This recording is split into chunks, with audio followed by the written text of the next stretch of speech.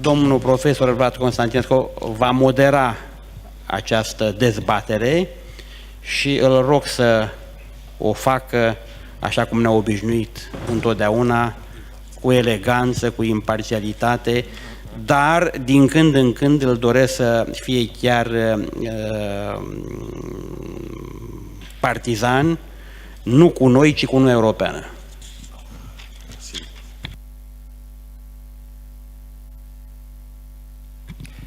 Merci, Monsieur le Président. Moi, je suis un président temporaire, limité et très modeste, puisqu'il m'appartient de modérer.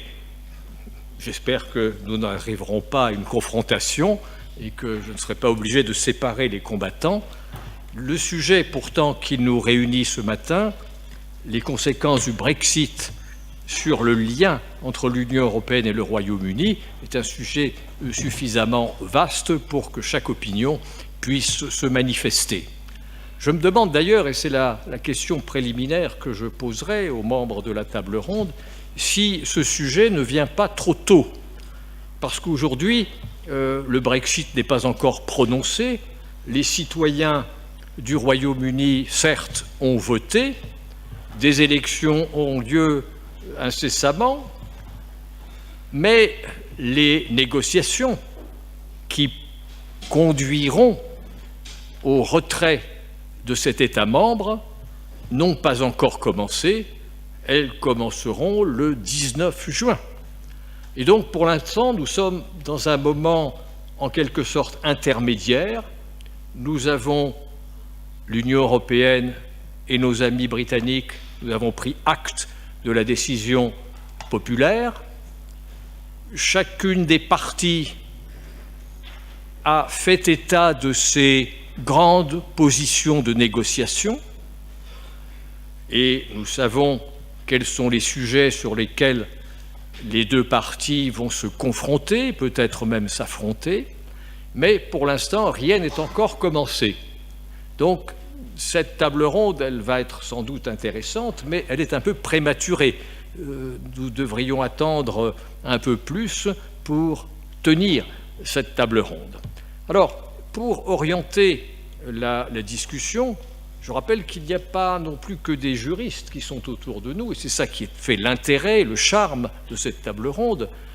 Autrement, entre juristes, c'est toujours un peu monotone. Mais là, nous avons affaire à des personnalités extérieures au monde juridique, et leur sentiment, je crois, sera très intéressant pour les juristes. Alors, j'aimerais d'abord que nous réfléchissions à la décision qui a été celle du peuple britannique, la décision d'appliquer l'article 40 et de décider de sortir de l'Union européenne. 50, bien entendu, 50. Cette décision, elle a été saluée par certains, elle a été critiquée par d'autres. Je pense qu'il y a des arguments à faire valoir à l'appui de la thèse du retrait et des arguments aussi à faire valoir à l'encontre de la réalité du retrait. Ce retrait est officiellement maintenant inscrit dans les traités constitutifs depuis la dernière révision. Avant, on pouvait toujours discuter. Est-ce qu'un État membre a le droit de se retirer? Beaucoup disaient non, non, non, non, c'est impossible. Pourquoi? Parce que le présent traité est conclu pour une durée illimitée. Vous ne pouvez pas sortir avant la fin illimitée, hypothétique, extrêmement future du traité. À mon avis, cet argument ne tenait pas. Et je pense qu'on pouvait toujours accepter l'idée qu'un État membre pouvait se retirer de ce traité multilatéral. Mais maintenant, c'est officiel. La disposition article 50 a été écrite, gravée dans le marbre du droit originaire, avec les avantages et les inconvénients de sa rédaction. Parce que vous avez en tête l'article 50, ce qu'il dit. C'est très intéressant, parce que l'article 50 distingue deux choses. Il distingue les négociations en vue d'aboutir au retrait, qui doivent tenir compte du statut futur que le Royaume-Uni, ou l'État membre qui se retire, aura avec l'Union européenne. Et alors, évidemment, pour le juriste, pour le juriste continental, l'idée est de dire il y a deux choses très différentes. La négociation sur le retrait, les conditions de retrait proprement dites. Une fois que ce sera fini, on ira vers la négociation du statut.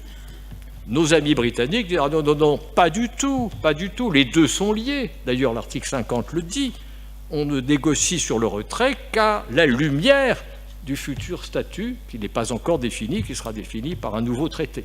Donc voilà un peu pour le juriste où en est la perplexité, et peut-être qu'on peut, je ne voudrais pas donner d'ordre du jour à cette table ronde, parce que ce serait limiter la liberté de chacun. J'aimerais demander à nos amis non-juristes d'abord de nous dire quel est le sentiment qu'ils ont aujourd'hui devant la progression de cette affaire. Nous nous sommes réunis l'an dernier pour en débattre. L'an dernier, c'était encore à la veille du référendum,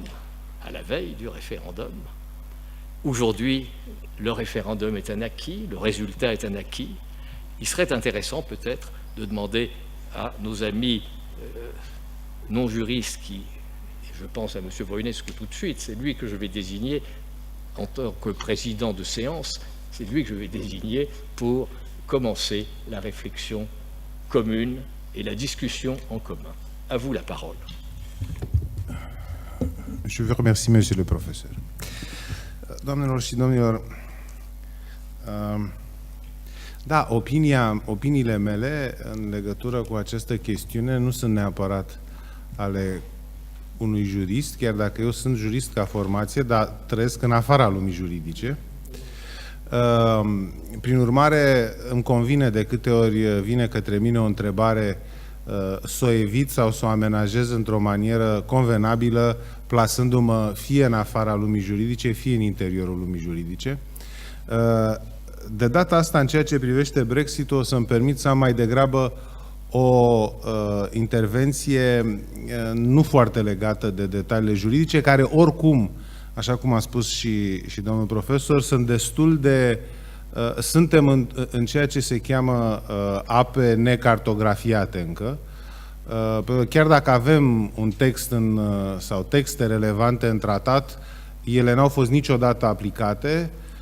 Prin urmare, știm ca juriști cât de dificil este să fii într-o situație de genul acesta.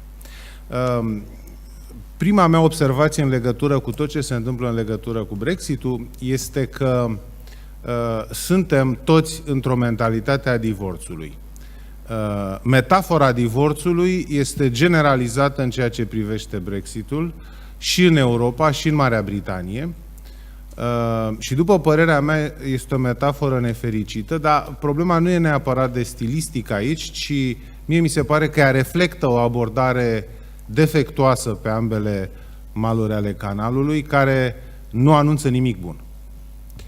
Întâi pentru că metafora divorțului presupune că a existat cândva o familie, a existat cândva un mariaj. Ori într-o familie există ierarhii. Avem tată și mamă, părinți, noi în dreptul familiei numim autori. E foarte important asta, înseamnă că au deja o autoritate. De-aia sunt autori într-o familie. Ori în Uniunea Europeană mi-e greu să-mi dau seama cine sunt părinții, cine sunt bunicii, cine sunt copiii, dintre copii care este fratele bun, care este fratele rău, în fine, și toată distribuția asta pe care o știm bine din familii, în general, mi-e greu să o stabilesc pe rolul Uniunea Europeană, prin urmare, cred că plecăm de la o idee greșită. Apoi, noi avocații, și acum vin din nou un pic în pielea mea de avocat, noi avocații știm foarte bine că întotdeauna în divorț există părțile subîntind o dorință de pedepsire reciprocă. De-aia și divorțurile sunt de cele mai multe ori urâte și nu numai divorțul ca atare, desfacerea căsătoriei, cât ceea ce urmează, partajul, unde lucrurile se conjugă și cu, firește, anumite ambiții materiale. Prin urmare, am sentimentul că această omniprezență a metaforei divorțului de fapt dovedește că părțile în sinea lor vor într-un fel sau altul să se pedepsească una pe cealaltă. Uniunea Europeană are o atitudine, după părerea mea, incorectă și care, repet, nu duce la nimic bun, pentru că vedem modul în care a stabilit mandatul de negociere domnului Barnier. Este un mandat cumplit. Domnul Barnier însuși a spus că, recent, că cu acest mandat, pe aceste linii de mandat, e foarte posibil să nu existe nicio negociere. Vă reamintesc punctele tare ale mandatului. Primul, care poate fi, sigur, acceptat la nivel rațional, și anume acela că drepturile cetățenilor Uniunii Europene aflați pe teritoriul Regatului Unit trebuie să rămână aceleași după ce Marea Britanie este din Uniunea Europeană, punctul 1. Punctul 2, o rezolvare, nu știm cum, dar o rezolvare a situației graniței dintre Irlanda și Irlanda de Nord, probabil știți despre ce e vorba acolo. Și punctul 3, care e de fapt cel mai tare, o notă de plată. În mintea europenilor, britanicii trebuie să plătească ieșirea din Uniunea Europeană. Uimitor este că această notă de plată crește.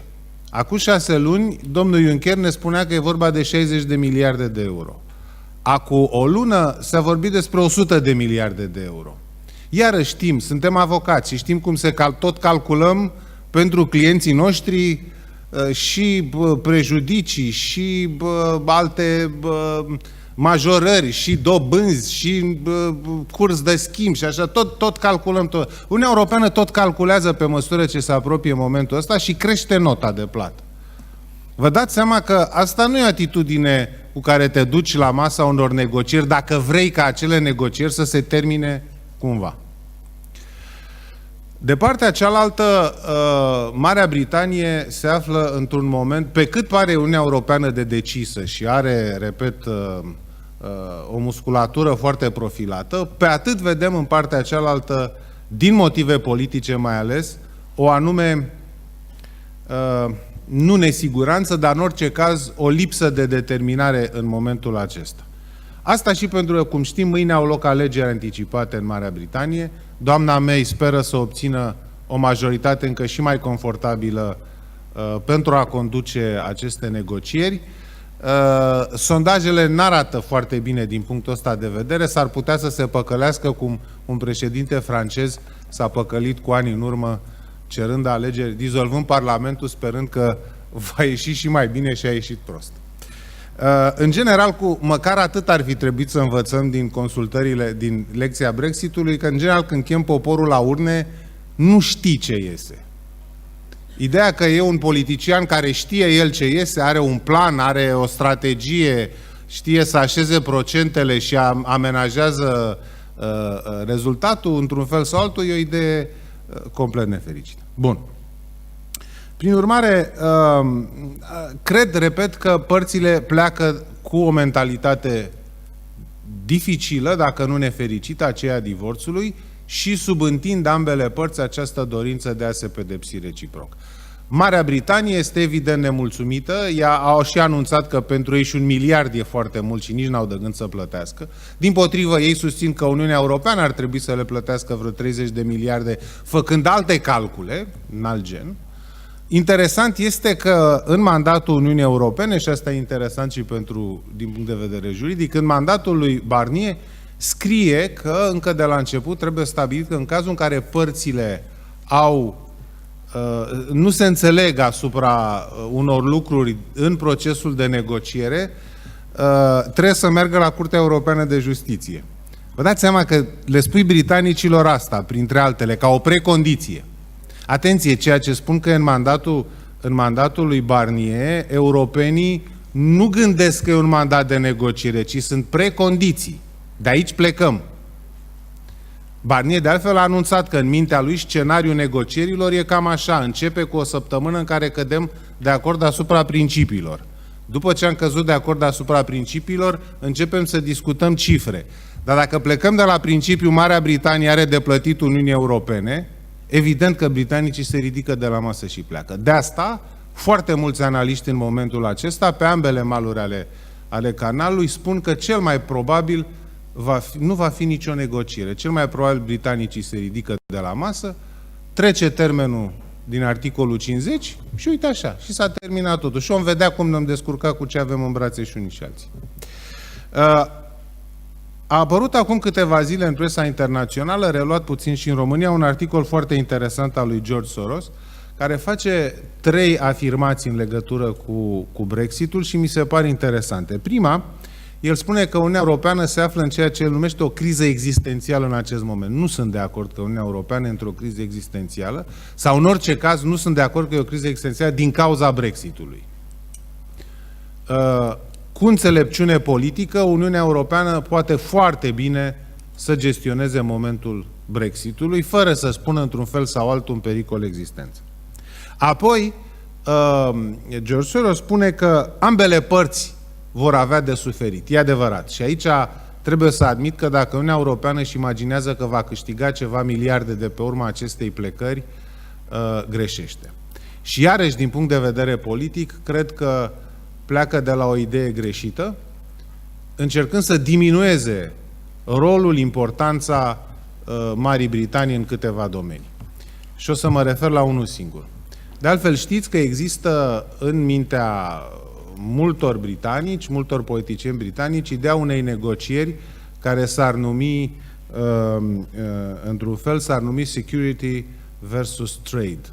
Adică, cu alte cuvinte, Marea Britanie, care are o forță militară și o forță de intelligence recunoscută, acceptă să intre într-o colaborare până la integrare, la limită, cu Uniunea Europeană pe probleme de securitate, dacă Uniunea Europeană deschide piața comună pentru Marea Britanie. Parlamentul European a fost ferm, a stabilit foarte clar, i-a transmis domnului Barnier că așa ceva nu se acceptă. Bun, sunt de acord, așa ceva nu se acceptă, putem discuta. Dar declarații de genul acestei doamne nefericite, după părerea mea, Mogherini, care ne explică că, de fapt, Marea Britanie în materie de securitate e un pic așa overrated, e supraevaluată, nici nu contribuie, nu-i mare lucru față de noi, Uniunea Europeană. Tipul ăsta de atitudine, iarăși este o atitudine care nu duce nicăieri. Prin urmare, am de o parte o Uniune Europeană care încearcă să-și proiecteze în interior musculatura, anunțând poziții tranșante, nenegociabile, dure, și în partea cealaltă o Mare Britanie care încă nu știe cu ce vine la masă pentru că abia are alegeri. Așa stăm în momentul acesta și, repet, nu cred că se anunță ceva bun. Eu deocamdată mă opresc aici și sigur că sunt deschis spre discuții în continuare, dar ce vreau să spun este că, și cu asta chiar închei, este că Uniunea Europeană și integrarea europeană a fost un proces istoric în care juriștii au fost mereu în frunte. A fost mai degrabă o creație juridică decât o creație politică. Ori fi visat 1, 2, 3 politicieni la un moment dat în Uniunea Europeană, dar Uniunea Europeană există pentru că la un moment dat, într-un anumit punct, în anumite spețe, au existat judecători suficient de curajoși să impună principii precum supremația dreptului european asupra dreptului național, să genereze acest proces enorm și fabulos de civilizație pe care noi, juriștii, îl numim constituționalizarea Uniunii Europene. Asta s-a făcut cu juriști, asta au făcut-o juriștii. Iar politicienii n-au avut încotro și au trebuit să meargă pe drumul ăsta. Prin urmare, cred că cumva tot de la juriști va trebui să vină soluția, o soluție înțeleaptă, pentru că în acest moment, cred că în raport cu Marea Britanie, a fi înțelept înseamnă a fi curajos. Mulțumesc.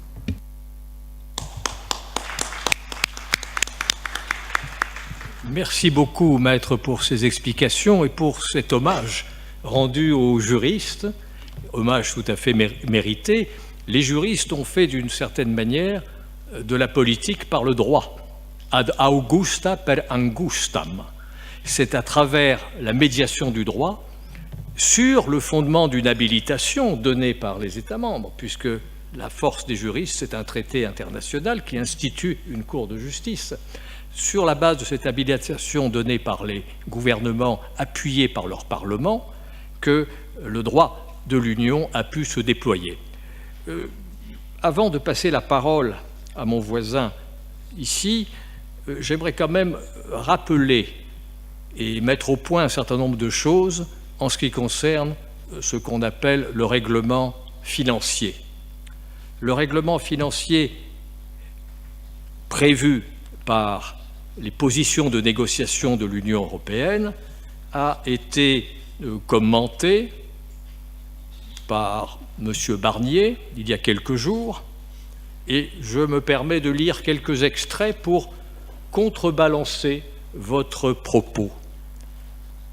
L'objectif est clair. Le Royaume-Uni devra honorer, au terme d'un règlement financier unique, couvrant toutes les relations financières entre l'Union et le Royaume-Uni, tous les engagements qu'il a pris en tant qu'État membre de l'Union. Il ne s'agit pas d'une punition ni d'une taxe de sortie. L'Union et le Royaume-Uni se sont engagés mutuellement à financer des programmes et des projets. Nous avons décidé ces programmes ensemble. Nous en bénéficions ensemble, nous les finançons ensemble. Cet argent est engagé dans des projets partout en Europe. Des milliers de collectivités, d'entreprises, de porteurs de projets sont engagés. On peut imaginer, on devrait imaginer les problèmes politiques et juridiques si ces programmes devaient être amputés ou interrompus. Nous devons solder les comptes, ni plus ni moins. Je le répète une fois de plus, il ne s'agit pas d'une punition ni d'une prétendue facture du Brexit. Le règlement financier ne servira qu'à établir les accords. Et notre objectif, c'est la fin de la citation, sera de nous mettre d'accord avec le Royaume-Uni sur une méthodologie rigoureuse pour calculer ces obligations. Je pense que le texte est assez clair, le commentaire est assez clair, et je pense que pour l'Union, en effet, ce n'est pas l'idée de punir quiconque, mais c'est l'idée de mettre à plat les engagements financiers que le Royaume-Uni a contractés en tant que membre de l'Union européenne, engagements qui bénéficient à tous les Européens, y compris aux Européens du Royaume-Uni. Je m'arrête là dans ce commentaire et je voudrais donner la parole à mon voisin, monsieur. Je me permets de lire votre nom. Attendez, oui, monsieur. Là, voilà. Vous avez la parole. Merci, monsieur le professeur. Premièrement, laissez-moi remercier les organisateurs de m'avoir invité. Deuxièmement, je veux dire que ce que je vais dire sont mes propres idées et elles ne doivent pas être attribuées à la Banque nationale de la Roumanie.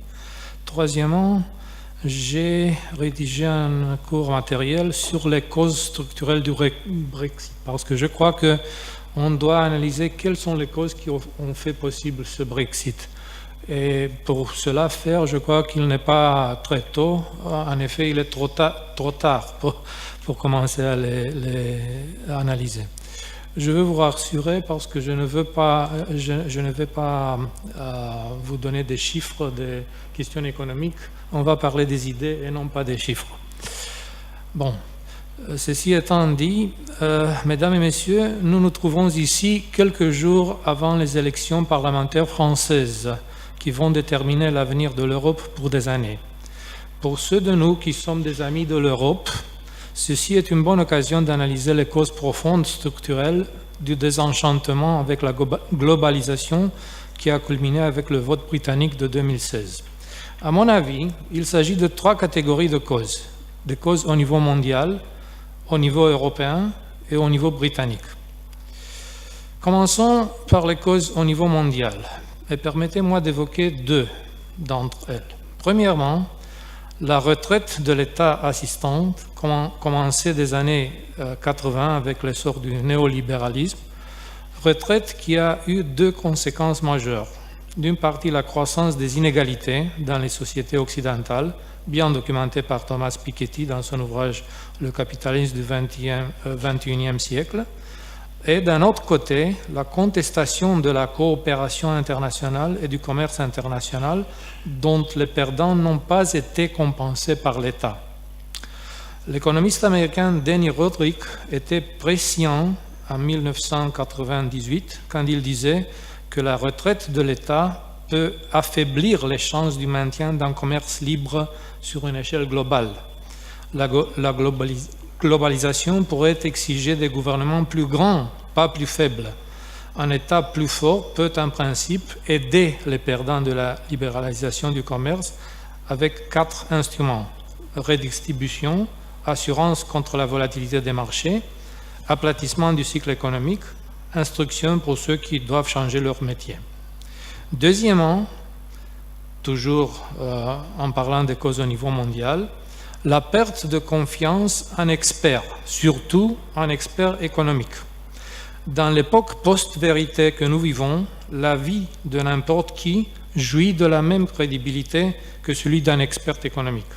Ceci en raison du fait que l'économie n'est pas une science déterministe, mais une science probabiliste.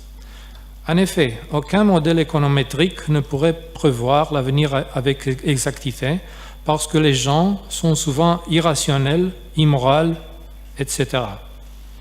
Et quand de grands nombres de gens prennent des décisions irrationnelles ou immorales, aucun modèle économétrique ne saurait pas les internaliser. Ceci crée l'impression que la probabilité attachée par un expert économique à un événement prochain ne serait nullement supérieure à n'importe quelle autre probabilité attachée par un non-spécialiste. Prenons par exemple la prédiction des experts économiques qui, aussitôt après le vote pour le Brexit, disaient que l'économie britannique devait reculer, ce qui n'a pas été le cas. Des autres causes profondes pourraient expliquer peut-être ce phénomène. Par exemple, la croissance de l'économie européenne, principal partenaire commercial du Royaume-Uni, ou bien le fait que les négociations pour le Brexit ne sont même pas encore commencées, ou la performance exceptionnelle des sportifs britanniques aux Jeux olympiques de Rio, ou bien la manque de prise en compte des dossiers écossais et nord-irlandais, etc. En passant maintenant aux causes européennes du désenchantement avec la globalisation, on devrait distinguer entre 3 groupes de problèmes. Ce que l'Europe a promis et a livré à ses citoyens, ce que l'Europe a promis et a livré même si elle ne le devait pas, et ce que l'Europe n'a jamais promis, mais on le lui demande. Premièrement, ce que l'Union européenne a promis et a livré à ses citoyens, et on devrait le leur rappeler parce qu'on a tendance souvent d'oublier. Il y a 3 éléments ici en ce qui concerne ce que l'Union a livré. Premièrement, la paix sur le continent pour plus de 70 années. Les générations plus jeunes semblent ne pas apprécier à juste valeur cet exploit et les plus âgés de nous devraient le leur rappeler constamment. Deuxièmement, la libre circulation à travers le continent. Peu de ceux qui voyagent, travaillent ou étudient en Europe s'imaginent aujourd'hui que ces libertés n'existaient pas il y a une trentaine d'années. Troisièmement, une croissance générale du bien-être.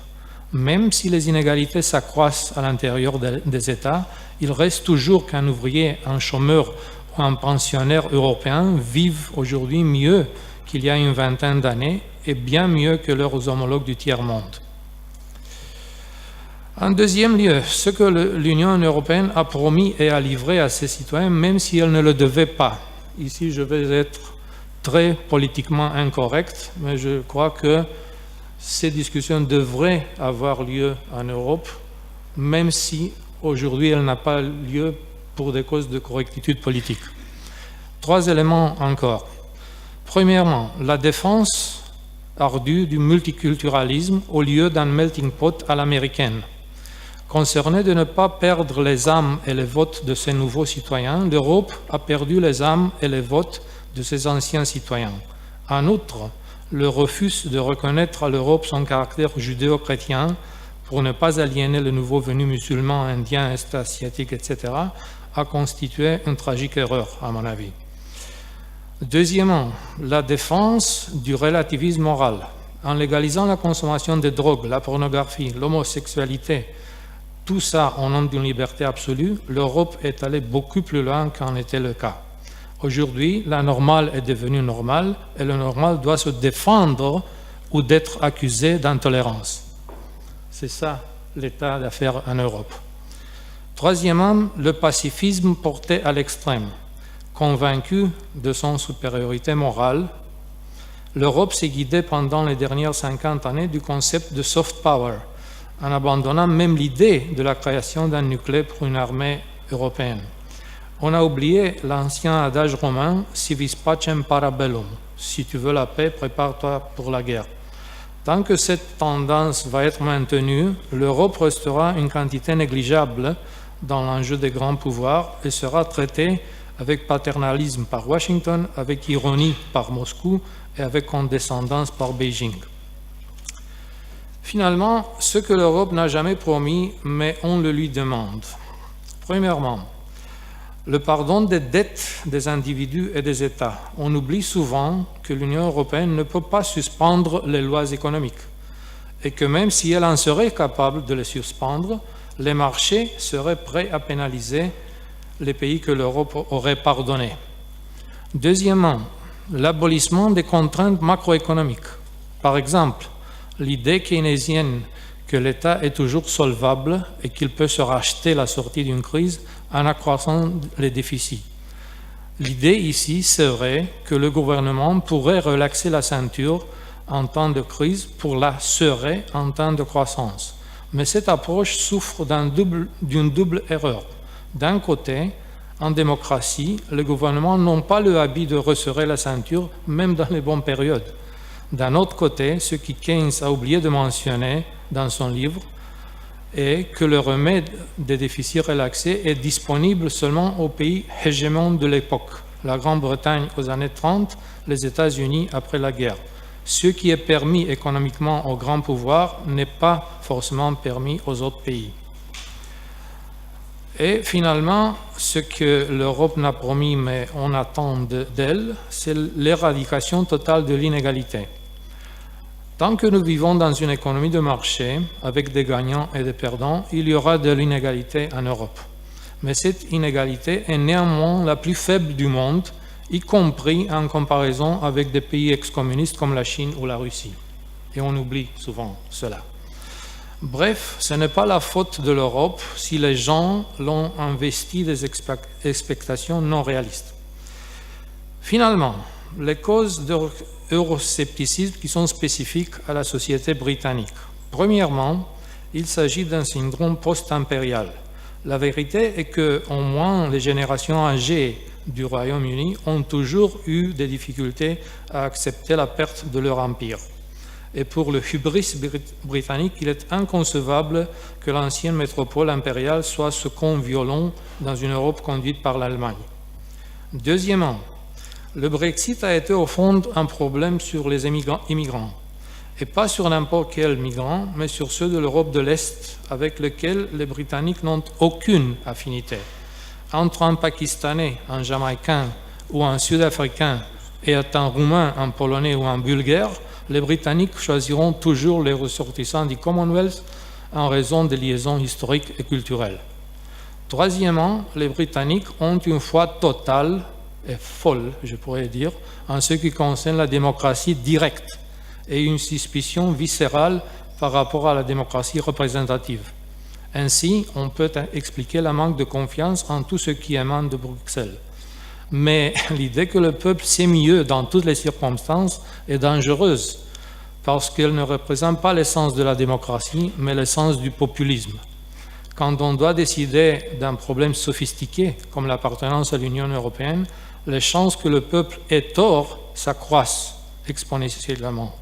Et si au niveau d'une ville, d'une région ou d'un canton suisse, on peut se permettre des erreurs, une décision erronée prise par 50 millions qui affecte autres 450 millions est une chose très différente. Peut-être, tout comme dans l'économie, l'hypothèse de l'individu complètement informé devrait être abandonnée dans la politique aussi. Compte tenu de toutes ces contraintes, la question que se pose est si on va trouver en Europe des élites suffisamment éclairées pour dire aux gens des choses peu plaisantes, incorrectes du point de vue politique, et si un public chouchouté, anesthésié par l'Internet, sans mémoire historique et sans éducation économique, pourrait être sensibilisé à des problèmes graves. C'est une bataille difficile, mais une bataille qui mérite d'être portée.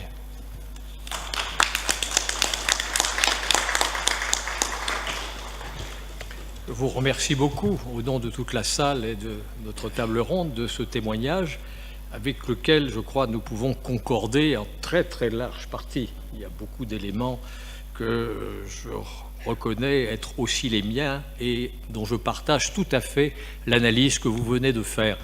Juste permettez-moi deux ou trois petites réserves ou petites atténuations. Vous disiez qu'il n'y a pas eu, jusqu'à présent, après la décision du peuple du Royaume-Uni, il n'y a pas eu de conséquences économiques. La livre a quand même subi quelques turbulences, si je peux le dire, mais c'est votre spécialité, ce n'est pas la mienne. Vous rappeliez aussi qu'il faut d'abord, face à cette crise que connaît le monde dans son ensemble, renforcer les gouvernements qui apparaissent comme les seuls légitimes. Eh bien, le problème de l'Union européenne mérite aussi d'être considéré sous cet angle. C'est-à-dire que nous devons aussi penser à renforcer l'Union européenne, qui est, je crois, notre protecteur. S'il n'y avait pas eu l'Union européenne, s'il n'y avait pas eu l'euro pour les États qui appartiennent à la zone euro, il me semble que les conséquences de la crise auraient été bien plus fortes et bien plus profondes que ce qu'elles ont été. Mais je ne suis pas du tout économiste. Enfin, dernier petit point qui me sépare un peu de vous, vous affirmez que le Royaume-Uni a une confiance excessive dans la démocratie directe. Je ne le pense pas. Je crois qu'au contraire, toute l'histoire du Royaume-Uni, c'est l'histoire d'une démocratie représentative, qu'il a rencontré que relativement tard, le procédé de démocratie directe. Je me souviens aussi qu'il y a eu un référendum en 1976, précisément sur l'appartenance du Royaume-Uni à la communauté économique européenne, alors que le traité venait d'être signé quelques années auparavant. Et je pense qu'en ouvrant la démocratie directe, sans véritablement l'encadrer, le Royaume-Uni a permis de provoquer une décision qui s'est fondée sur beaucoup de motifs irrationnels, vous le rappeliez, sur des analyses fondées sur des mensonges, des contre-vérités, et je ne pense pas que le peuple se soit prononcé en toute connaissance de cause sur une décision aussi grave. Et d'ailleurs, je me demande, c'est une question que je me suis souvent posée et je n'ai pas la réponse. Pourquoi aussitôt après la décision du peuple, pourquoi est-ce que le Premier ministre, l'ancien ou le nouveau, M. Cameron ou Mme May, pourquoi n'ont-ils pas dissous tout simplement les communes en faisant du résultat des élections soit une confirmation, soit une infirmation du référendum? Je pense que là, il y avait une fenêtre d'opportunité politique qui pouvait être jouée, elle ne l'a pas été, nous devons attendre le 8 juin pour les élections, c'est toujours un peu tard, car ces élections du 8 juin ne vont pas revenir en arrière. Si elles avaient été plus proches de la date du référendum, peut-être eussent-elles pu faire marche arrière. Voilà les quelques commentaires qui montrent tout l'intérêt que j'ai pris en vous écoutant et à votre propos. Est-ce qu'on peut demander maintenant peut-être qui est-ce qui souhaite prendre la parole? Le professeur Simon? Michel Barnier, qui faisait une conférence au Conseil d'État il y a quelques semaines, avait une sorte de mantra sur le Brexit. Brexit means Brexit, but finally what does it mean? Et je crois que c'est un peu ça qui est à l'origine de la difficulté, parce que le Royaume-Uni est déjà sorti de l'Union européenne à moitié depuis fort longtemps. Je crois qu'on ne rappelle pas très souvent le fait que le Royaume-Uni ne faisait pas partie de la zone euro, et quand la revendication des préparations du Brexit était d'avoir un droit de regard sur les décisions de la zone euro, ça n'est plus un problème de divorce ou de famille, c'est le droit d'aller surveiller ses voisins dans leur vie privée, ce qui ne regardait absolument pas le Royaume-Uni extérieur à la zone euro. Qu'ils fassent du camping autour de la zone euro, ce n'est pas un problème, Mais de là à vouloir avoir un droit de regard sur les décisions prises à l'intérieur de la zone euro, alors qu'on avait systématiquement refusé d'en faire partie, c'est un peu compliqué. Bon, je ne reviens pas sur le rabais budgétaire. Quand on discute de façon sordide sur le fameux droit de sortie, on y reviendra peut-être, du Royaume-Uni, il ne faut pas oublier que le Royaume-Uni a gagné de l'argent par rapport à tous les autres États membres depuis que Mme Thatcher a obtenu, dans des conditions très bizarres, My Money Back. Bon. Les autres États membres, ils peuvent être déficitaires dans certaines politiques, avoir des avantages sur d'autres. Ils n'ont pas diminué ou refusé d'assumer leur contribution au budget de l'Union. Le Royaume-Uni, qui nous explique qu'il est envahi par des étrangers, il faut rappeler aussi qu'il ne fait pas partie de l'espace Schengen. Ça mérite d'être réfléchi. Si on veut assurer une protection contre l'immigration, le système Schengen, avec tous ses défauts, avec les améliorations qu'on pourrait lui apporter, a été un système qui essaye de réguler à l'échelle européenne des solutions qu'on ne pourra pas durablement régler par le maintien de l'accord du Touquet, qui revient à renvoyer aux Français la responsabilité de s'occuper des migrants qui veulent atteindre le territoire britannique et de les empêcher d'y aller à la nage. Là, il y a aussi un problème de « je suis dehors tout en étant dedans ». Quand le traité d'Amsterdam a intégré l'acquis Schengen, c'est un bon exercice pour occuper des étudiants pendant 2 mois, c'est avec une série d'exceptions quant à l'espace de liberté, de sécurité et de justice qui figure dans le protocole 21, qui sont énormes. Il faut rappeler aussi que le Royaume-Uni a obtenu au moment de l'entrée en vigueur du traité de Lisbonne que les actes relatifs à la coopération policière et judiciaire adoptés avant 2009, qui avaient été adoptés et votés au Conseil, donc adoptés comme actes communautaires de l'Union, le Royaume-Uni étant un État membre, le Royaume-Uni a obtenu de ne plus appliquer ces actes parce que ça ne lui convenait pas, la coopération policière et judiciaire. Ensuite, c'est le protocole 36, je peux citer mes sources. Il est quand même aussi très paradoxal qu'on trouve en dehors de la République tchèque, et dans une certaine mesure de la Pologne, l'État qui se prétend, depuis la charte de Jean Santerre de 1215, le pays fondateur des droits de l'homme, qui émet des réserves à la charte des droits fondamentaux en disant ce document ne sera pas appliqué par les juridictions britanniques. Donc le régime, il était un régime, pour reprendre des comparaisons familiales, c'est un régime qui était assez largement un régime de séparation de biens, pour ne pas dire de séparation de corps. Le problème, c'est que le référendum a accentué le mécanisme. Pour moi, le Royaume-Uni était déjà en partie un pied dehors. Je pensais que ça en resterait là, parce que les autres États avaient fait des concessions non négligeables pour conserver au Royaume-Uni son statut particulier. La décision référendaire, alors je rejoins un peu ce qui a été dit. Je pense que la difficulté constitutionnelle au Royaume-Uni et la jurisprudence Miller de la Cour suprême qui a suivi le référendum sur le Brexit et qui a obligé à la consultation parlementaire, la jurisprudence Miller le révèle, le Royaume-Uni a un problème constitutionnel d'équilibre entre la démocratie représentative et la démocratie directe. A priori, c'est un régime, je partage le point de vue de Vlad, de démocratie représentative. Mais en même temps, c'est vrai que l'irruption du référendum dans le jeu constitutionnel britannique, en plus avec, comme on le sait, une constitution non écrite, ça rend la situation politique extrêmement difficile et ça met en cause le fonctionnement même de la démocratie britannique. Alors, ce n'est pas à moi de faire une analyse de droit constitutionnel comparé, mais je pense que le Premier ministre en fonction au moment du référendum puis Theresa May, ont des sérieux problèmes internes, y compris dans le fait que le Parlement britannique peut seul modifier l'European Communities Act, c'est-à-dire l'ensemble de la législation britannique qui a intégré l'application, la mise en œuvre des directives, des règlements de l'Union européenne. Ça représente 80% statistiquement de la législation britannique qui peut seulement être modifiée par le Parlement. Ça ne se modifiera pas par référendum.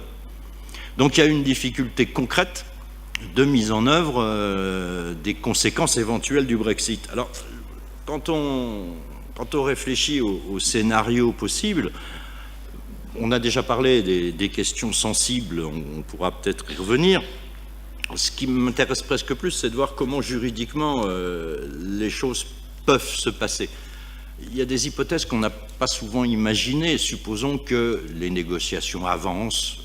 J'insiste peut-être sur un point qui a été évoqué tout à l'heure, c'est la liaison entre l'accord de retrait proprement dit en vertu de l'article 50 du traité sur l'Union européenne et puis l'accord définissant les modalités d'un futur partenariat avec le Royaume-Uni. Ce qu'il ne faut pas oublier, c'est que les deux accords, on verra tout à l'heure sur leur succession chronologique, mais les deux accords ne sont pas adoptés dans les mêmes conditions et ne sont pas de même nature. L'accord de retrait de l'article 50 sera conclu au nom de l'Union européenne par le Conseil à la majorité qualifiée et avec approbation du Parlement européen. Si certains États ne sont pas d'accord avec le résultat de la négociation, il se pourra fort bien qu'ils soient minoritaires. Il n'y a pas d'approbation de cet accord par l'ensemble des États membres. C'est un accord sur le mode 218.3 du traité et c'est décision à la majorité qualifiée du Conseil après approbation du Parlement européen. Hypothèse d'école peut-être, imaginons, pour que cet accord soit signé, il faut évidemment qu'il soit aussi signé par la partie britannique. Imaginons que le Royaume-Uni, parce qu'il considérera que l'Union a gagné dans les négociations, refuse de ratifier. Pas d'accord, c'est comme si on arrêtait de négocier tout de suite, pas d'accord sur les modalités de sortie, sur le outside du Royaume-Uni. L'exit n'aura aucune définition juridique, sauf l'expiration du délai de 2 ans prévu par l'article 50, qui voudra dire le Royaume-Uni, à ce jour, cesse d'être membre. En revanche, l'accord ultérieur sur les modalités de coopération renouvelée entre le Royaume-Uni et l'Union européenne, c'est un accord de type accord ou de voisinage, article 8 du traité sur l'Union, ou modèle, on pourra en parler si vous le souhaitez, modèle norvégien, modèle suisse, tous les modèles espace économique européen, modèle Liechtenstein, bon, on peut imaginer toutes les hypothèses, ou accord commercial simple, etc. Dans ces cas-là, on sera en présence de la conclusion d'un accord par l'Union européenne qui sera forcément sous la forme d'un accord mixte, associant aussi la conclusion par l'ensemble des États membres, ce qui voudra dire conclusion à l'unanimité par le Conseil parce qu'il faudra modifier les traités. Il ne faut pas oublier non plus qu'il faut une révision des traités. Celle-là, elle passera forcément par l'unanimité et la ratification par les États membres selon leurs règles constitutionnelles respectives. Donc adoption par le Conseil après approbation du Parlement européen, mais à l'unanimité. Chaque État membre des 27 disposera d'un droit de veto sur le futur modèle de relation avec le Royaume-Uni. Là, on est dans une situation qui devient beaucoup plus compliquée. Et il n'est pas du tout exclu que ce soit précisément sur ces relations futures que la difficulté majeure porte. Parce que sur les modalités du retrait... alors, la liaison entre les deux. Bon, moi, je veux bien que l'article 50 envisage un accord pour mettre en œuvre les nouvelles relations entre le pays qui décide de quitter l'Union européenne et les autres États membres et l'Union elle-même, c'est exact, mais il n'y a pas de conditionnalité de l'un par l'autre. C'est la raison pour laquelle, quand on prend les orientations qu'on appelle maintenant le mandat Barnier et qui ont été définies il y a très peu de temps par le Conseil européen, on s'aperçoit que le Parlement européen, dans sa résolution du 5 avril 2017, avait dit la même chose.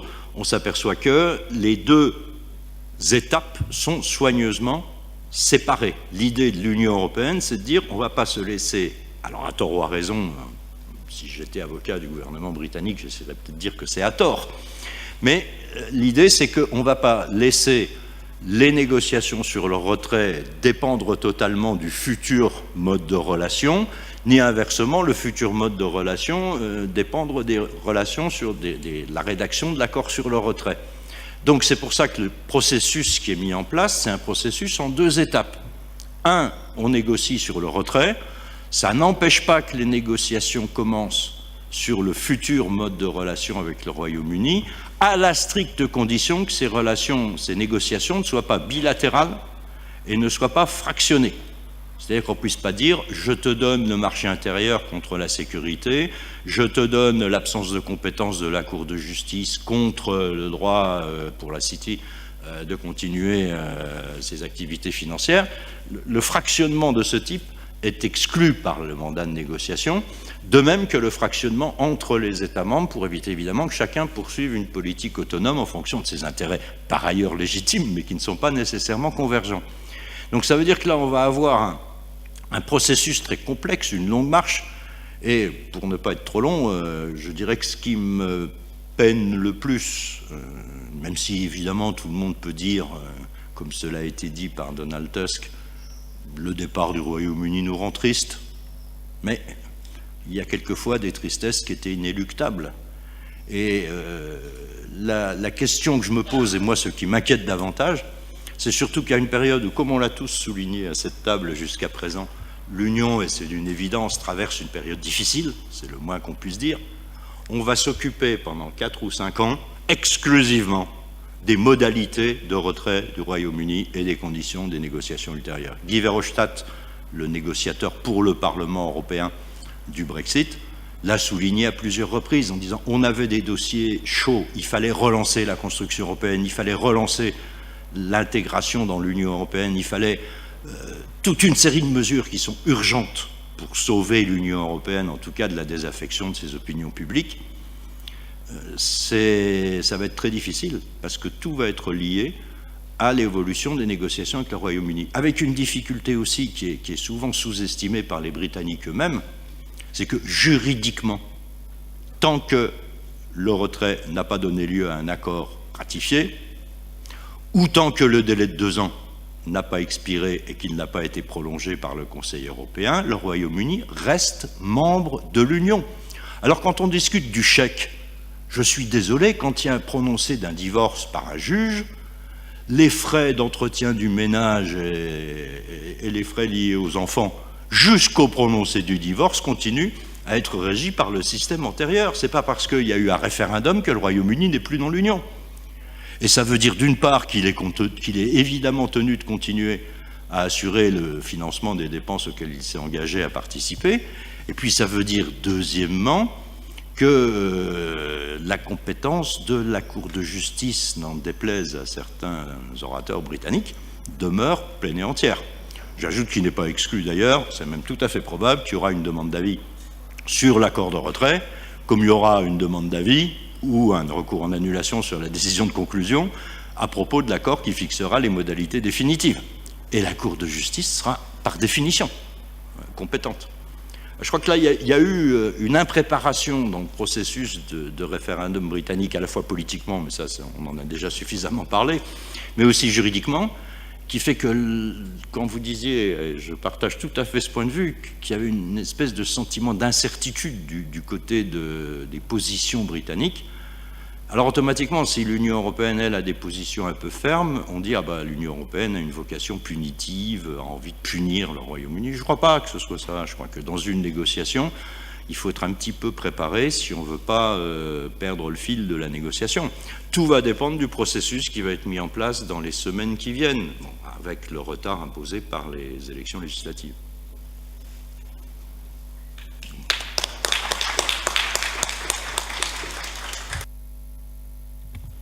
Puis-je demander maintenant au professeur Stoïca de bien vouloir prendre la parole et de réagir à ce qui vient d'être dit.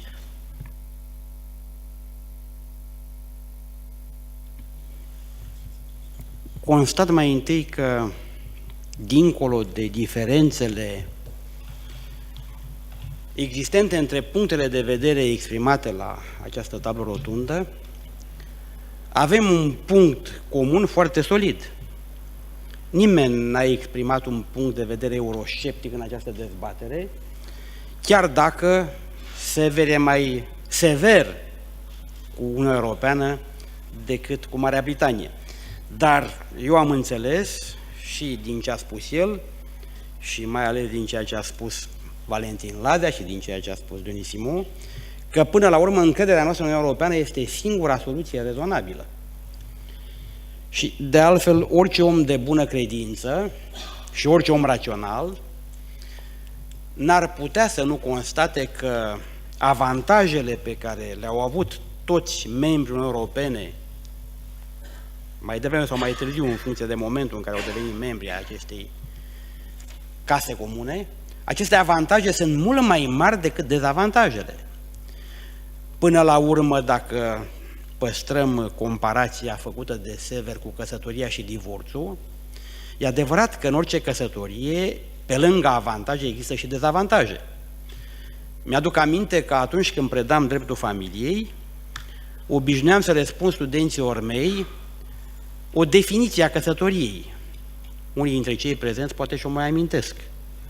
Căsătoria este arta tolerării defectelor reciproce. E adevărat că ne căsătorim pentru calități, dar pe drum apar și defectele. Divorțul nu este soluția rezonabilă atunci când apar defectele. Soluțiile constructive sunt cele care trebuie să fie găsite atunci când există nemulțumiri. Până la urmă, dacă vorbim de căsătorii și Uniunea Europeană, vorbim de un contract. Și într-un contract trebuie să existe și bună credință, și respectul cuvântului dat, și o abordare constructivă a dificultăților care apar pe parcursul executării contractului. Mai atunci când contractul este un contract cu executare succesivă pe perioadă nedeterminată. Folosesc o noțiune de drept privat pentru că este utilă în dreptul public, se uită de multă vreme, din păcate, și se uită mai ales la noi în România, că dreptul public are o bază contractuală. Noi suntem tributari aici, în țările din estul Europei, țările postcomuniste, unei teorii leniniste a puterii sau unei teorii iacobine a puterii. Uităm că în democrație puterea are o bază contractuală. Constituția este un contract, o convenție. Tratatele internaționale sunt contracte. Și nu pot decât să fiu de acord cu prietenul meu, Marian Nicolae, care susține primatul dreptului privat asupra dreptului public. Dreptul public folosește în fundamentele lui noțiuni elementare, esențiale de drept privat. Contractul, de exemplu. Și cu asta ajung la cele 4 comentarii pe care doresc să le fac, un comentariu de ordine, 2 comentarii de ordine general și 2 comentarii din perspectivă juridică. Spuneam mai devreme că dacă suntem înțelepți pentru a cântări avantajele și dezavantajele care rezultă din calitatea de Uniunii Europene, fără îndoială că avantajele sunt mult mai mari decât dezavantajele. În sondajele evocate mai devreme de participanții la această conferință, e adevărat că pacea apare pe al 2-lea loc, după libertatea de circulație, dar, până la urmă, Uniunea Europeană a reușit să mențină pacea în Europa de peste o jumătate de secol. Înainte, în mai puțin de jumătate de secol, în 20 de ani am avut 2 războaie mondiale. Numai acest element singur, dacă ar fi de luat în considerație, e suficient pentru a arăta cât de mare este avantajul existenței în această casă comună care este Uniunea Europeană. În al 2-lea rând, dacă vorbim de avantaje, libertățile câștigate în cadrul Uniunii Europene, între care am discutat despre libertatea de circulație, erau aproape de negândit înainte. Uităm prea repede beneficiile. Și nu cred că trebuie să o facem. Și nu în ultimul rând, este avantajul prosperității. Dincolo de crizele economice care în ultimele decenii au frământat lumea și Europa și au pus în criză și Uniunea Europeană, totuși este un fapt indiscutabil că Uniunea Europeană a creat prosperitate pentru membrii ei și creează prosperitate pentru membrii ei. Sunt și dezavantaje, sunt și disfuncționalități în Uniunea Europeană, fără doar și poate. Eu însumi am spus nu de puține ori că există în anumite privințe o abordare utopică la Bruxelles. Și poate că ar trebui ca această abordare utopică să fie părăsită. Sunt câteva elemente, de exemplu, de politică europeană care în ultimul timp sunt puse în discuție foarte serios. Mă refer, de exemplu, la exigențele pe care și le impune Uniunea Europeană pentru sine și pentru membrii ei, fără să vadă că aceleași exigențe nu sunt deloc asumate de ceilalți membri ai comunității internaționale. Și asta face să apară un dezavantaj competitiv între Uniunea Europeană și alte centre de putere economică. Uniunea Europeană își asumă, de exemplu, exigențe în domeniul mediului, fără ca să existe reciprocitate din partea celorlalți parteneri. Ei nu-și asumă aceste exigențe. Dar asumându-și exigențe în acest domeniu al mediului pe care celelalte centre de putere economică nu și le asumă, înseamnă, de fapt, a creat dezavantaje pentru actorii economici ai Uniunii Europene. Și ele există. Sau în domeniul competiției. Legile pe care și le asumă Uniunea Europeană în acest domeniu al competiției sunt mult mai severe decât ale celorlalți. Asta creează de asemenea dezavantaje în lupta economică dintre Uniunea Europeană și alte centre de putere economică. Dar aceste disfuncționalități, aceste critici pe care le putem face Uniunii Europene, nu sunt de natură să ducă la concluzia că dezavantajele sunt mai mari decât avantajele, dimpotrivă. Iar reacția firească trebuie să fie aceea de a găsi soluții constructive pentru depășirea acestor dificultăți. Nu ruptura este soluția, ci dimpotrivă, crearea unor soluții noi, ingenioase, care să pună în lumină resursele de creativitate ale juriștilor, în primul rând, și resursele de înțelepciune greu de câștigat ale politicienilor.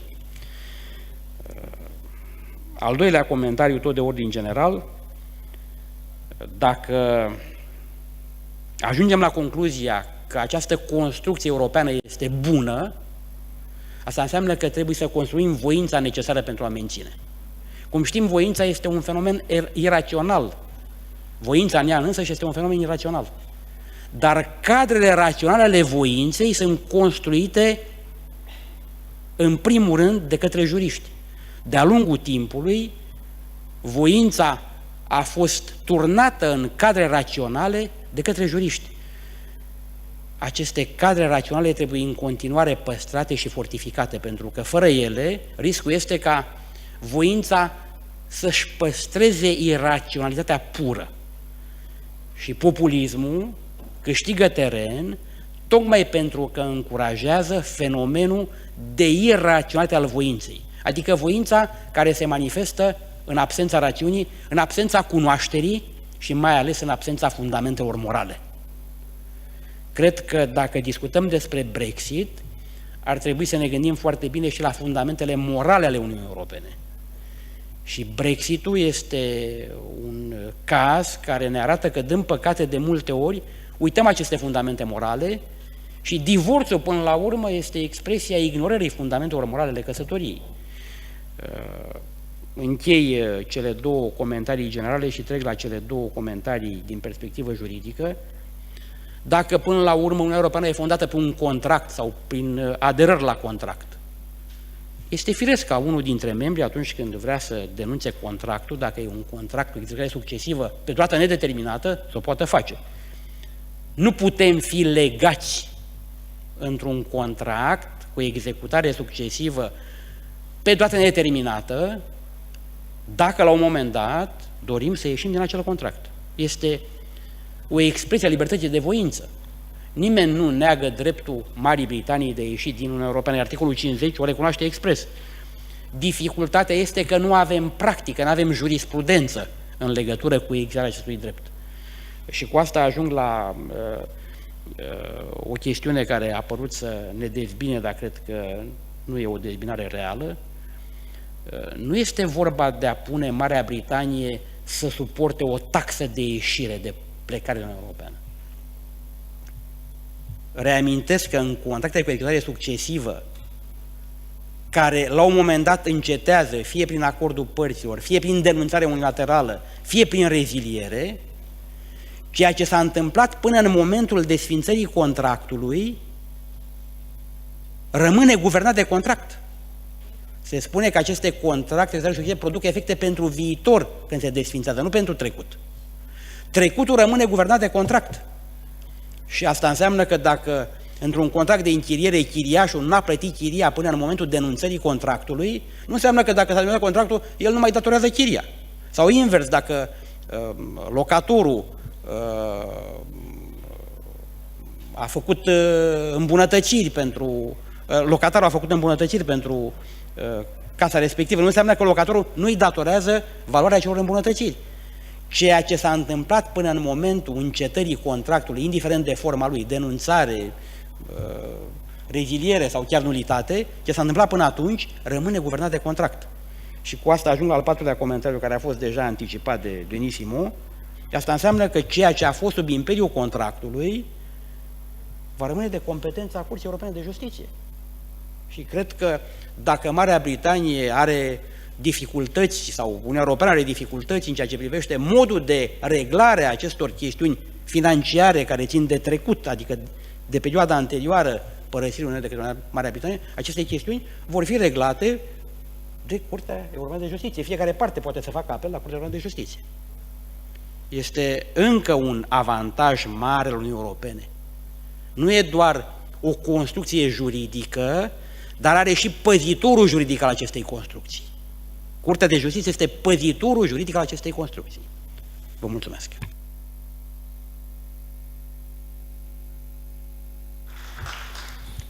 Merci beaucoup pour ces propos qui montrent la force du droit privé dans le droit public. Mais je serais tenté de répondre, mais c'est Yeoglum, c'est une plaisanterie. Je serais tenté de dire que le droit privé ne peut exister que par une permission du droit public. Mais on vous la donne volontiers, cette permission.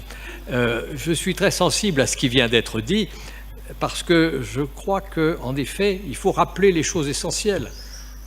Nos sociétés politiques sont fondées sur le contrat social. Elles ne sont pas imposées, ce ne sont plus des sociétés où le gouvernement est imposé par sa puissance ou par sa force, mais ce sont des sociétés où cela résulte de la libre adhésion à un projet commun, et le contrat social est une figure qui peut expliquer la Constitution, qui peut expliquer le traité international, sans aucun doute. Et je crois qu'il faut marteler cette idée aussi, et je le fais à nouveau, ce n'est pas l'Union qui chasse le Royaume-Uni. C'est le Royaume-Uni qui est décidé dans des conditions qu'on peut juger curieuses, étranges, mais nous respectons la souveraineté du peuple du Royaume-Uni, dans des conditions d'impréparation certaines. C'est le Royaume-Uni qui est décidé de sortir de l'Union européenne. Et d'une certaine manière, il faut en assumer les conséquences qui viennent d'être décrites. Je voudrais maintenant donner la parole à Anne Rigaud pour un bref commentaire, et ensuite nous déciderons de la suite de cette table ronde. J'ai l'avantage d'intervenir tard alors que l'heure est déjà dépassée et franchement je n'ai pas grand-chose à vous dire puisque beaucoup de choses ont déjà été dites. Ceci d'autant plus que franchement je peine à m'intéresser au Brexit. Vous l'avez démontré de manière magistrale, les raisons de la sortie du Royaume-Uni tiennent à un euroscepticisme qui est assez largement lié à des faits qui ne tiennent pas à la construction européenne du tout. J'ai été extraordinairement choqué par la manière dont on a orienté le peuple britannique pour son vote. Quand nous avons quitté Bucarest l'année dernière, nous sommes partis à Strasbourg juste pour un colloque au moment du Brexit. Et je me souviens, et Dieu sait que ce n'est pas mon heure, d'avoir mis la BBC à 6 h du matin pour avoir les résultats du Brexit qu'on a enregistré. C'était Leave. Et ce Leave a été immédiatement suivi d'une interview de Nigel Farage, à qui la présentatrice de l'émission demandait « Et alors, tout cet argent qu'on va gagner maintenant, on va le mettre au service de santé, au service des dépenses de santé ?» Et j'ai vu Nigel Farage déclarer un quart d'heure après le résultat des élections « Mais nous l'avons dit, mais nous ne l'avons jamais pensé, nous ne le ferons jamais. » Donc je pense que cette décision de partir, c'est pas l'Europe qui a fait partir le Royaume-Uni, a été assez largement orientée par un certain nombre de choses assez étrangères à ce qu'est l'Europe. Malheureusement, contrairement à ce que disait Brecht, quand on n'est pas content de la décision du peuple, on ne peut pas dissoudre le peuple. Ce qu'il suggérait, lui, on ne peut pas. Pour le reste, j'avoue que c'est ce que Denis, ça doit être le privilège des vieux couples, a assez largement entamé. Je pense qu'il y a pour l'Europe aujourd'hui des urgences historiques, proprement historique. Il faudrait déjà arriver à faire comprendre à la partie de l'opinion publique européenne qui est eurosceptique ce que vous avez magnifiquement démontré, c'est ce que l'Europe a promis est livré. Et ce que l'Europe a promis et livré, ce n'est pas rien. Vraiment, ce n'est pas rien. Et puis, ça serait vraiment le moment, et de ce point de vue-là, je crois que le résultat des élections présidentielles françaises peut s'analyser comme une chance. Nous avions 11 candidats, 7 candidats qui étaient plutôt contre l'Europe, et le candidat élu est sans doute celui qui a le plus assumé ses positions européennes avec un certain courage, parce que par rapport à l'opinion publique, ce n'était pas forcément productif. Tous les États européens voient monter des extrémismes, tous les États européens voient monter de l'euroscepticisme. C'était le moment ou jamais, précisément parce que je crois que tout le monde a enregistré avec soulagement le résultat des élections françaises, c'était le moment ou jamais de procéder à une relance. Or, ce que disait Denis, et c'est ce que je regrette le plus, c'est pour ça que je n'ai pas envie de m'intéresser à ces négociations, c'est que pendant 2 ans, alors qu'on a d'autres urgences, on va être en train de régler le partage des petites cuillères, des fourchettes, le sort des fonctionnaires européens, le nombre de parlementaires, etc.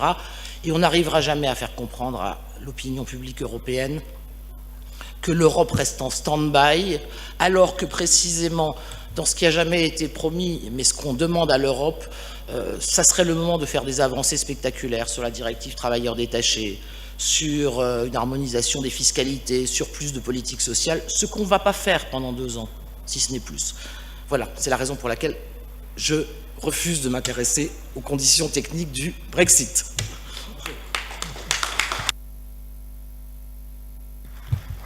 L'heure approche où nous, l'heure est déjà dépassée d'ailleurs, où nous devions mettre fin à cette table ronde, mais est-ce qu'il y a parmi les membres de cette table ronde, voilà, vous voulez intervenir, à vous la parole. Vă mulțumesc, domnule profesor. Eu sper să nu se soldeze cu un sever exit ceea ce voi spune acum. Este că sunt foarte multe lucruri spuse aici cu care sunt de acord, dar foarte multe lucruri cu care nu sunt de acord. Mi-e greu să le reiau acum pentru că ar trebui să stau foarte mult. Insist, dincolo de declarațiile politicienilor, modalitatea în care Uniunea Europeană abordează această negociere este una de pedepsire. Mie mi se pare evident. Prin faptul că de la lună la lună tot creștem nota aia și de fiecare dată anunțăm că de acei bani depinde viitorul și construcția viitoarei relații cu Marea Britanie, arată fără îndoială, după părerea mea, o mentalitate revanșardă și chiar nu înțeleg de ce ne comportăm așa.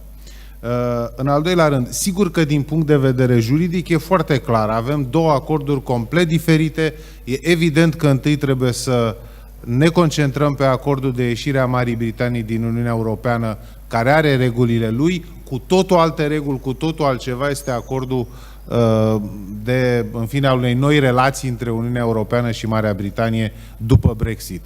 Dar trebuie să înțelegem că din punct de vedere politic este foarte rațional ca aceste lucruri să fie gândite împreună. Foarte rațional. Pentru că dacă, de pildă, vom continua să spunem dacă nu ne dați 100 de miliarde de euro, noi nu mai vorbim cu voi, lucrurile se blochează, noi vom obține în curțile noastre de justiție foarte multe decizii pe ideea că Marea Britanie ne datorează bani. Vom ajunge la un moment dat poate chiar să le blocăm asset-urile prin Uniunea Europeană pe motiv că ne dau bani, că ne datorează bani. Ei vor continua să nu ne plătească pentru că suma li se va părea pe bună dreptate exagerată. Și unde mergem? Unde mergem? Repet, din punctul nostru de vedere, cu legea în mână, cu tratatele în mână. Pe de altă parte, haideți să vorbim, să înțelegem de unde vine această sumă. Această sumă nu vine pentru că, evident, pe ceea ce Marea Britanie datorează până la momentul ieșirii din Uniunea Europeană, evident, nimeni nu se discută. E vorba de programe și proiecte care sunt în exercițiu bugetar deja aprobat, deja învizajat, care depășesc această perioadă. Ori problema este că realitatea Uniunii Europeană e așa. Donatorii, Franța și Germania, nu vor să dea mai mult, iar țările care au de primit nu vor să primească mai puțin. De aici suntem. Și atunci ajungem în situația, iertați-mă după părerea mea, absurdă, să cer unei țări care peste 2 ani teoretic nu mai e în Uniunea Europeană să continue să plătească funcționarea Uniunii Europene. Poate că ar trebui noi cei care avem de primit să ne ajustăm cum să spun, așteptările și ceea ce vrem să primim. Poate că cei care vor să dea trebuie să înțeleagă că dacă vrem să rămânem la nivelul acesta de cheltuieli, trebuie să dea mai mult. Deci mie mi se pare că lucrurile sunt foarte discutabile aici și, în fine, sunt multe alte. Mai vreau doar un singur lucru să spun legat de populism sau democrație. Asta este noua marota în Europa. Acum numim populism orice nu ne convine, orice ni se pare că e anti-european, este eticheta pe care o punem pe orice. Părerea mea este că odată ce ajungi să convoci un referendum, dacă nu respecti regulile acelui referendum, ești în afara democrației, oricum ai vrea să o pui. Dacă ești un politician inteligent, poți să eviți referendumul. Dar dacă nu poți să le eviți și am ajuns acolo, ăla e rezultatul. Din păcate, în Europa există o tradiție recentă proastă de evitarea rezultatelor referendumului. De la maniera brutală din România, în care faci un referendum, e validat și nu mai bagă nimeni în seamă deloc, ca și cum n-a existat, te doare în cot. E o manieră, la maniere mult mai subtile, cum s-au întâmplat de pildă când cu Constituția Europeană, care după aia când am văzut că pică la vot popular am transformat-o în tratat ca să mergem în parlamente. În fine, asta a fost o formulă elegantă, dar tot o formulă de evitare a referendumului. Ce vreau să spun este că odată ce ajungi la referendum, trebuie să-l respecti. Mulțumesc. Je vous applaudis volontiers, même si je ne suis pas d'accord avec vous. Parce que ce que vous mettez dans le débat, dans la discussion, c'est effectivement la confiance que l'on doit faire dans la procédure de référendum. Elle suppose un consentement. Elle suppose un consentement éclairé. C'est-à-dire qu'elle suppose que le citoyen ne soit pas victime de mensonges propagés par les organes de presse ou par des partis politiques. Or, il me semble que dans ce référendum qui a eu lieu le 23 juin dernier, le consentement des citoyens n'était guère éclairé. Depuis des dizaines d'années, les tabloïds britanniques tapent sur l'Union européenne à toutes les occasions avec de la mauvaise foi et du mensonge. Le citoyen n'a pas donné un consentement éclairé.